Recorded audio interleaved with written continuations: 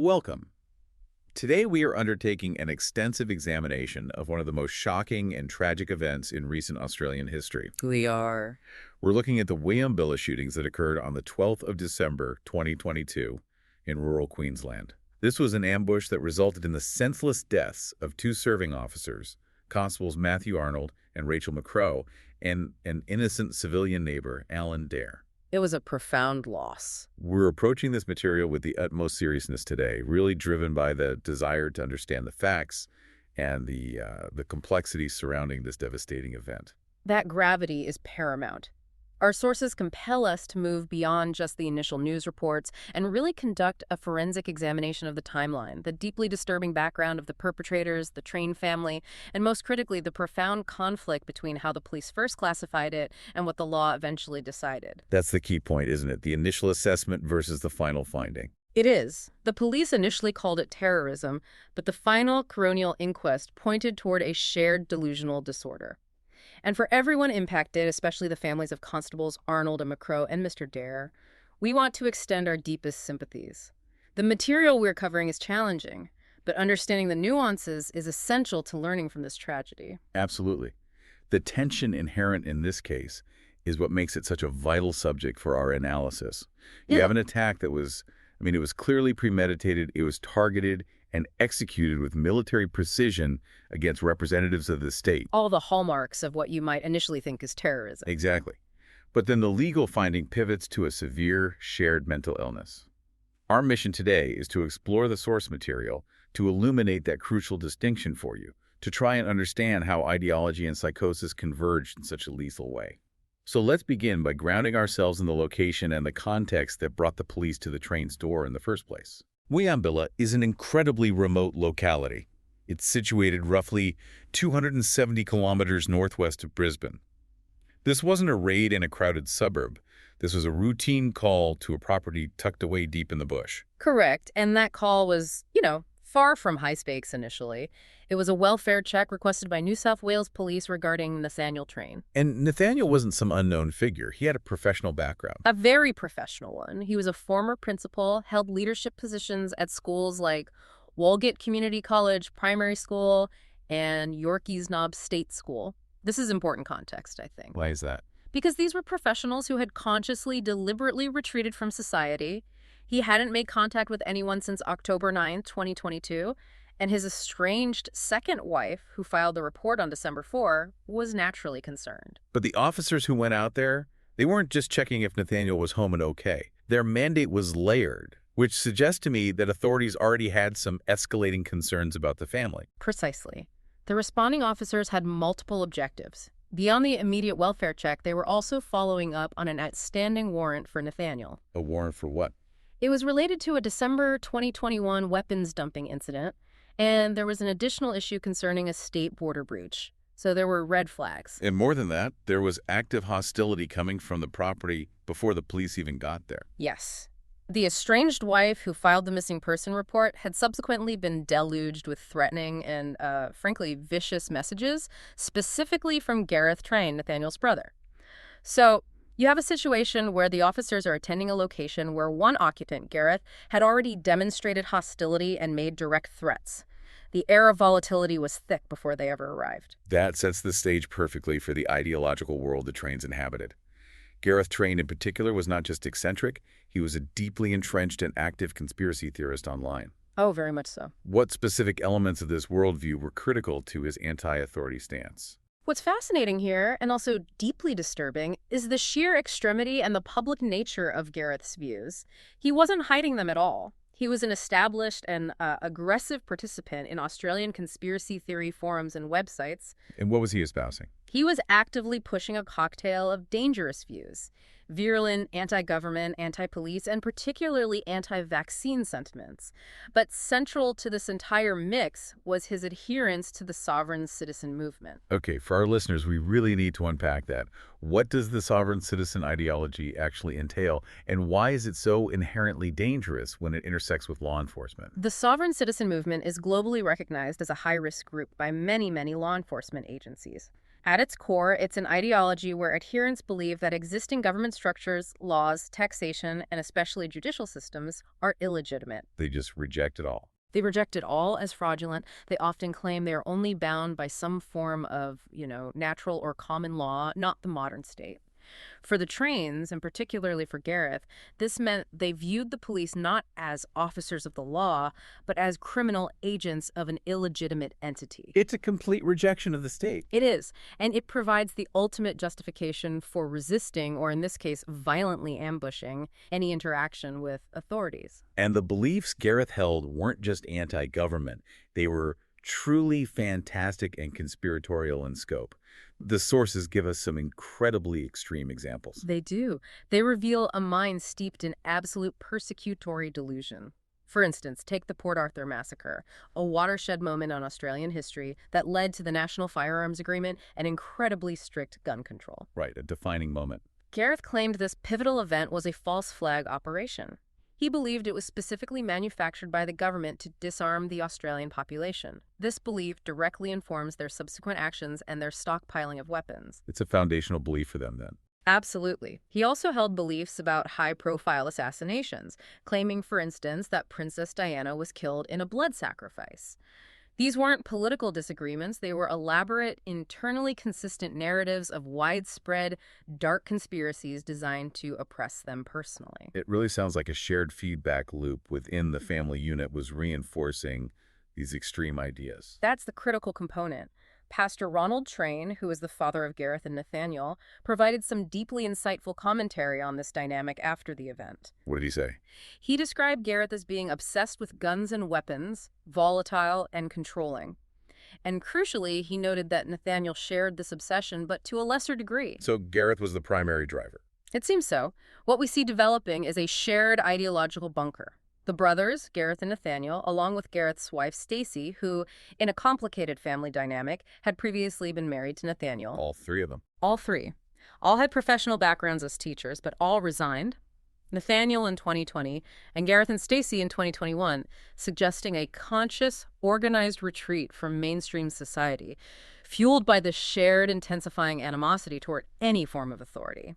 They were armed, they were isolated, and they were radicalized together. Let's pivot now from the static analysis of their beliefs to the dynamic, minute-by-minute reality of December 12, 2022. That afternoon, 4 young constables, Matthew Arnold, Rachel McCrow, Randall Kirk, and Keely Brow, drove out from their stations in Tara and Chinchilla. In 2 separate police vehicles. They were attending what should have been, at worst, a difficult conversation, not a military engagement. The officers arrived at the lock gate around 4:35 p.m. They followed protocol for a remote property where the occupant was potentially missing. They tried to make contact by honking the horn. And got no response. No response at all. Recognizing the need to continue their welfare check, they parked their vehicles, climbed over the fence, and began walking up the long dirt driveway toward the house. This moment is so critical. Because they were completely exposed. Utterly exposed. On foot.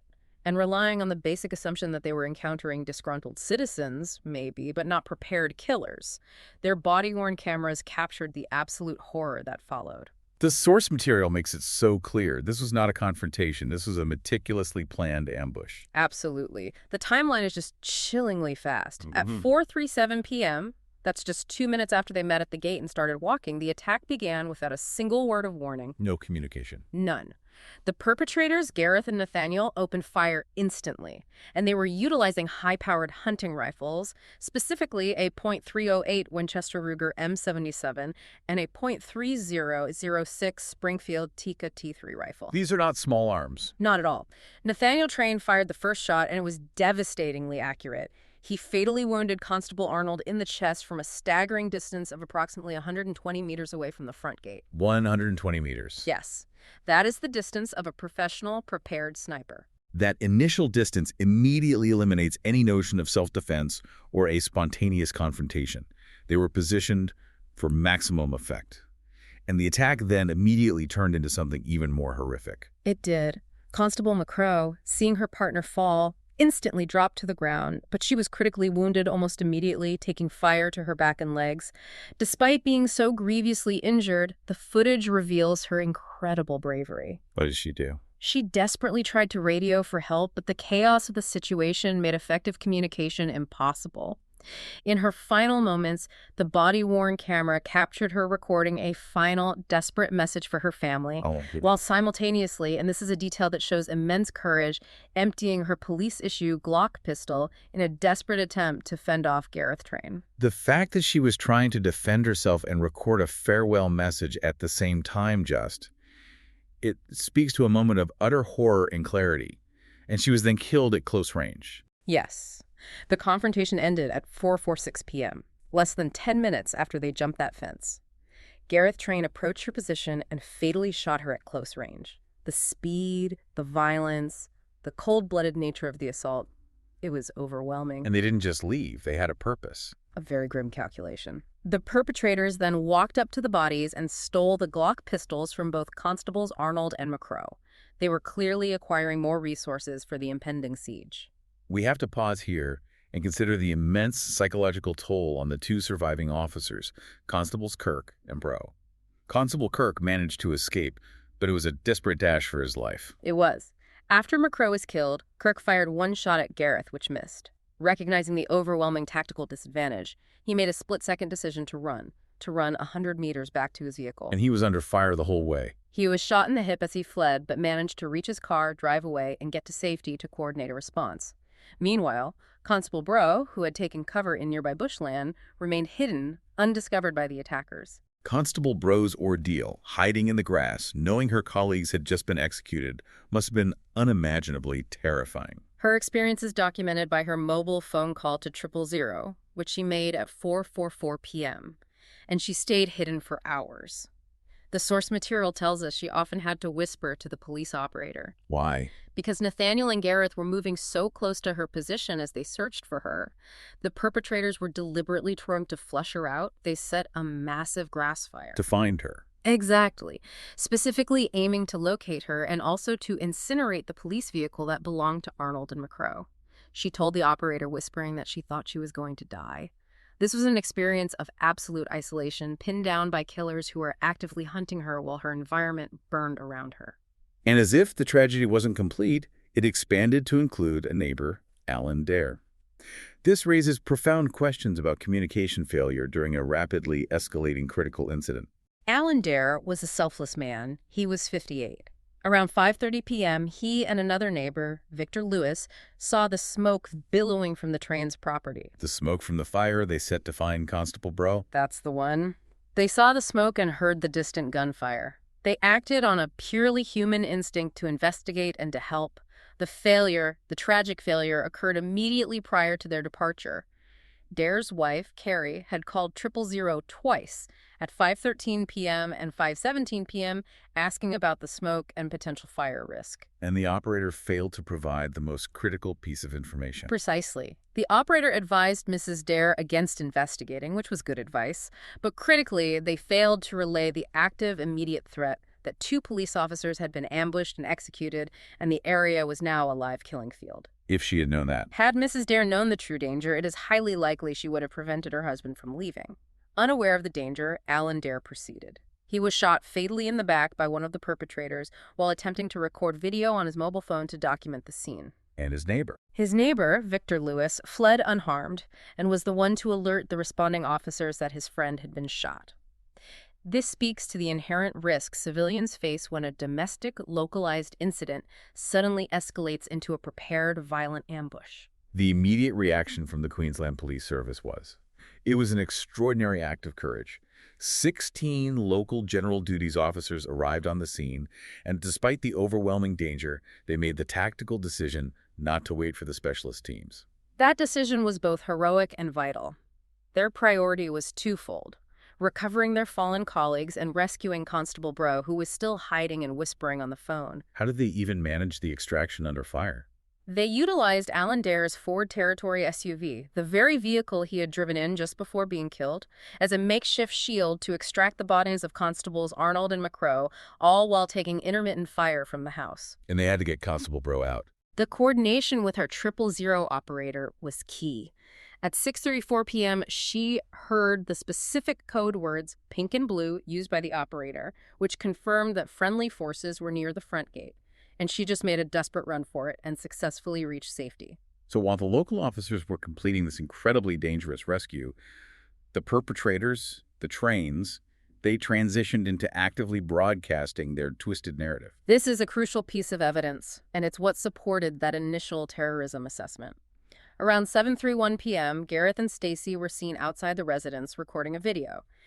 This wasn't a desperate last stand. It was a deliberate act of propaganda. Where did they post it? They posted this footage to YouTube under their middle names, Daniel and Jane, and they also uploaded it to a known conspiracy site.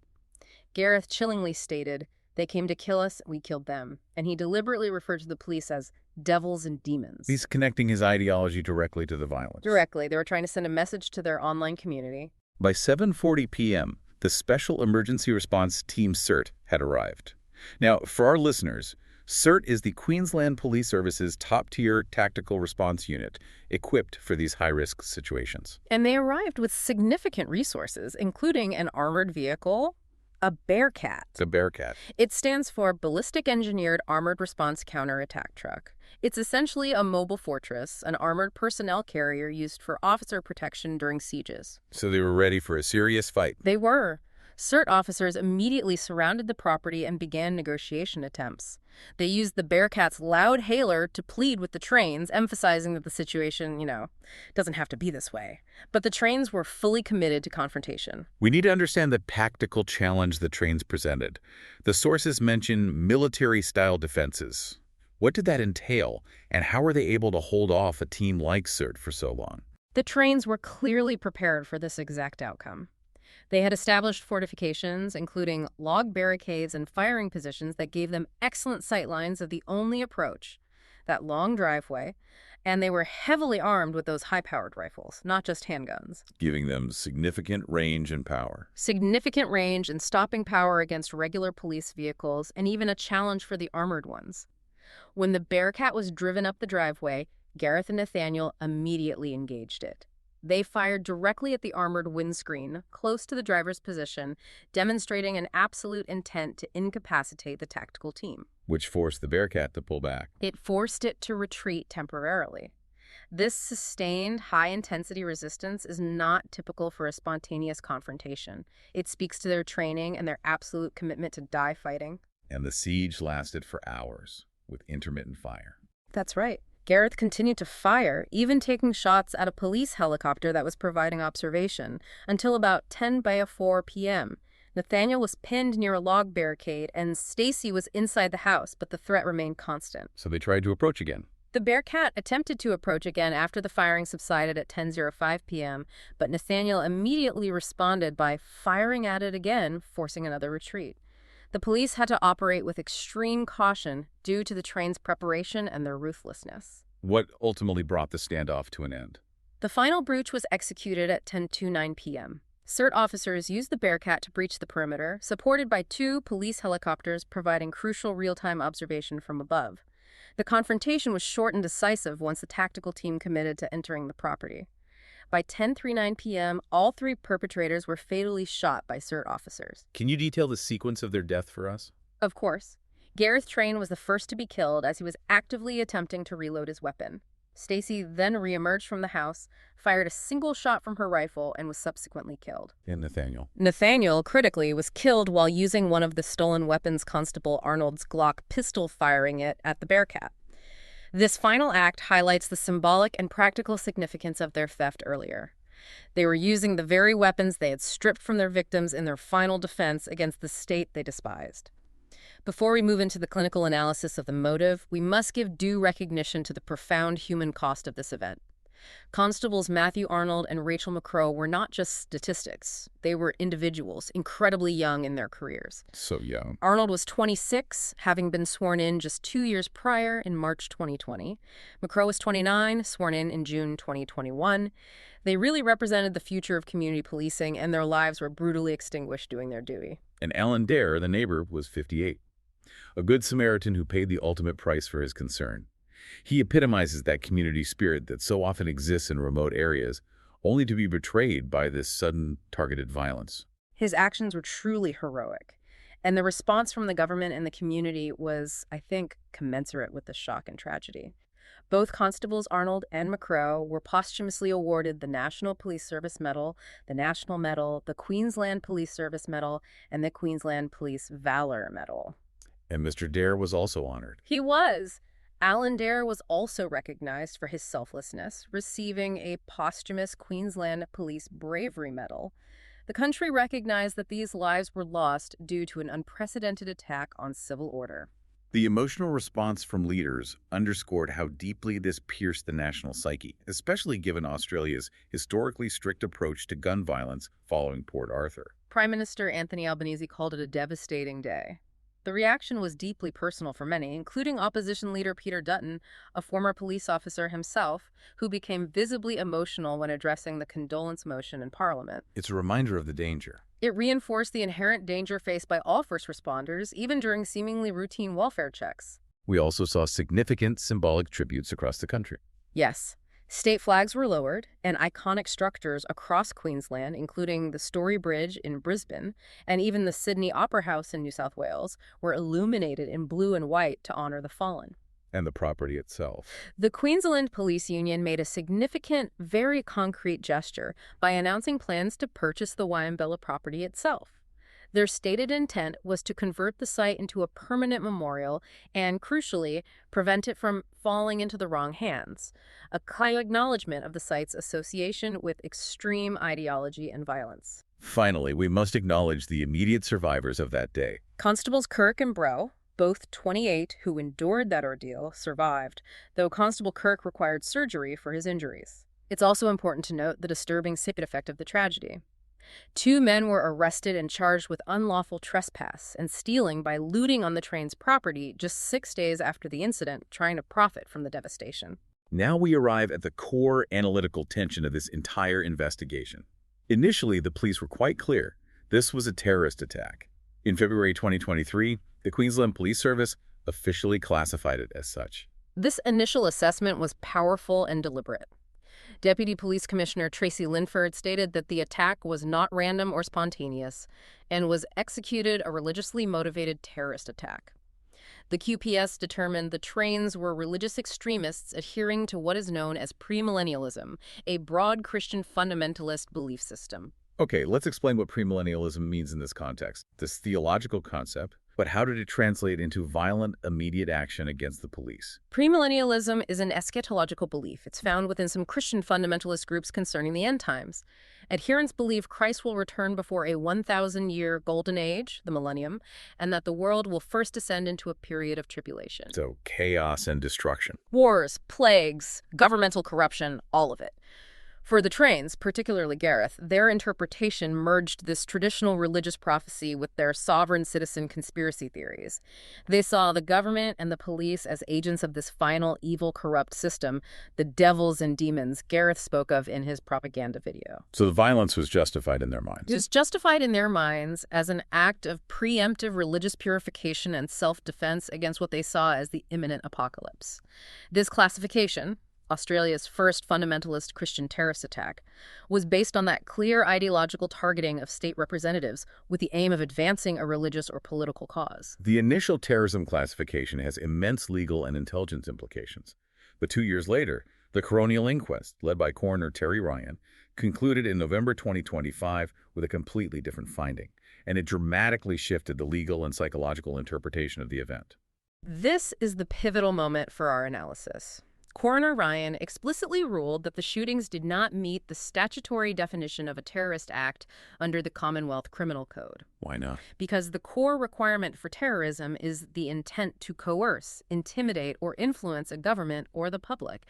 The coroner found the train's motivation was not coercive, but purely reactive and driven by internal psychological distress. So, if it wasn't terrorism, what was the primary driver of the violence, according to the coroner?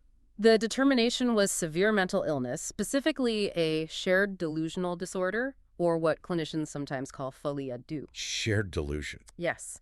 The coroner, relying on extensive psychiatric evidence, found the trio were psychotically unwell and driven by their beliefs, and were primarily intent on dying. They were not trying to send a political message to a wider audience. They were fighting demons in a perceived apocalyptic final battle that existed only in their minds. Let's define folie à deux, or shared delusional disorder. How does this clinically explain the actions of three separate individuals? Folie à deux is a rare psychiatric syndrome where a delusion, a false, unshakable belief, is transmitted from one dominant individual to one or more others with whom they share a close association, often in extreme isolation. So Gareth was the source. In this case, it's believed Gareth was likely the dominant source, and Nathaniel and Stacy absorbed and reinforced his severe persecutory beliefs. They truly believed the government was evil and that the police officers attending their property were literal demonic entities sent to kill them. It was a closed loop of absolute psychosis, fueled by isolation and external conspiracy theories that justified immediate lethal action. This shift in the finding has massive ramifications. I mean, if the violence looked, acted, and was targeted like terrorism, what crucial element was missing that allowed the coroner to completely change the finding? The missing element was the audience and the objective. A terrorist act targets the state to influence policy or coerce the population through fear. The train's objective, according to the coroner, was purely personal and fatalistic, to fight their persecutors and die trying. So it was an internal battle, not an external one. Precisely. If they had survived, their defense would likely have been one of insanity, not political martyrdom. The violence was an expression of their psychosis, not a strategy for political change. This means the violence was wholly inward-looking, not outward-looking towards society. The coroner also reviewed the police actions surrounding the welfare check itself. Was there any finding that suggested police procedure was deficient, or that this tragedy could have been avoided? Coroner Ryan was very clear on this point. The shootings were not foreseeable. He noted the incident's wholly unexpected and unprecedented nature, concluding that even if there had been better information sharing between the NSW and Queensland police about Nathaniel's warrants, it would not have prevented the instantaneous, planned ambush driven by a psychotic break. That's an incredibly difficult conclusion. It is, because it essentially argues that no amount of standard police work could have prepared them for individuals driven by such an internal, non-rational delusion. But despite finding the event unforeseeable, the inquest did lead to important policy recommendations aimed at preventing similar incidents where delusion and armament intersect. He issued 10 recommendations in total. 2 were particularly salient given the motive findings. Which were? First, he urged the state government to increase funding to specialist threat assessment centers. This is an acknowledgement that we need better resources to monitor individuals or groups exhibiting potentially violent, ideologically fueled behavior, whether it's politically motivated or psychotically driven. And the second? The second, and perhaps more controversial, was the recommendation to consider introducing mandatory mental health assessments for individuals applying for or renewing firearms licenses. This acknowledges that serious mental illness, especially when combined with high-powered weaponry, creates an unacceptable risk that must be addressed through licensing reforms. The radicalization of the trains clearly didn't happen in a vacuum, even out in rural Queensland. The internet provided the echo chamber, and that echo chamber we now know stretched all the way across the Pacific. That's right. The investigation into their online activity uncovered a definitive international component. In December of 2023, a U.S. citizen named Donald Day Jr. was arrested in Arizona in connection with the shootings. What was his connection? This arrest revealed a pattern of ideological exchange. Between May 2021 and the day of the ambush in December 2022, Day is alleged to have been sending the trains specific Christian end-of-days ideological messages. He was essentially feeding the very premillennialist paranoia that fueled their attack. And his involvement wasn't just historical correspondence. He was actively affirming their violence in real time, wasn't he? He was. Prosecutors allege that Day commented on that propaganda video that the trains posted to YouTube shortly after they had ambushed and killed the officers. This act suggests he was celebrating or endorsing their violence, reinforcing their deadly delusion from thousands of miles away. And there were more charges. Yes. Following his initial arrest, prosecutors added further charges against Day in January 2024, including illegal possession of a firearm as a convicted felon and threatening FBI agents at the time of his apprehension. This really highlights the dangers posed by the transnational network of conspiracy theorists who encourage violent acts against authority.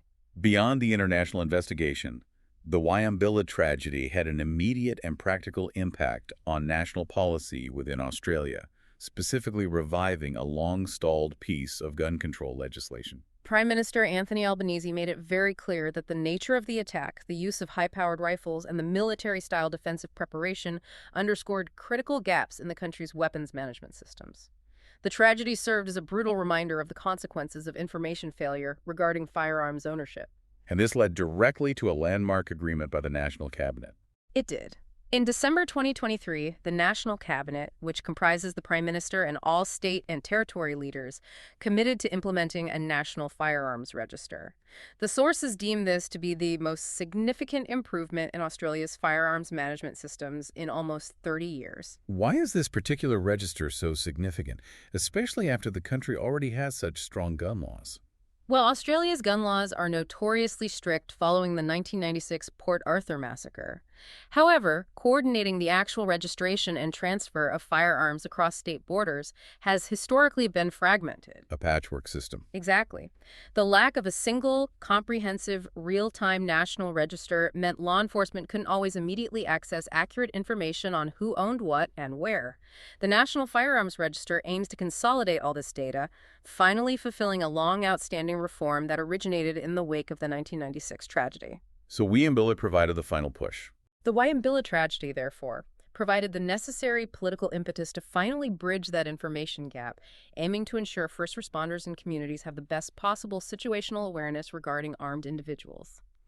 Our analysis confirms that the Wieambilla tragedy sits at a complex, lethal intersection. You have extreme social isolation, the availability of powerful weaponry, and a severe mental illness manifesting as a shared delusion rooted in anti-authority, conspiracy-laden ideology. And the formal conclusion is the key. The formal conclusion of the coronial inquest is arguably the most critical insight we can draw from the sources. It forces authorities to grapple with violence that appears politically motivated but is clinically driven by severe psychosis. The response to true terrorism involving intelligence agencies and counter-radicalisation efforts is vastly different from the response required for Folio Do, which demands mental health interventions and tighter control over access to lethal means for those experiencing persecutory delusion. It raises a profoundly difficult question for you, the listener, to consider moving forward. Given that the final legal findings determined the violence was driven by a shared delusional disorder rather than statutory terrorism, how should law enforcement, intelligence services, and mental health agencies pivot their preparedness? How do they identify and manage violence fueled by extreme persecution complexes and online radicalization when that violence specifically falls outside the traditional legal definitions of political terrorism? This blurred line between ideology and genuine psychosis is the challenge this tragedy leaves behind. Thank you for engaging in this extensive examination of the source material. Thanks for listening.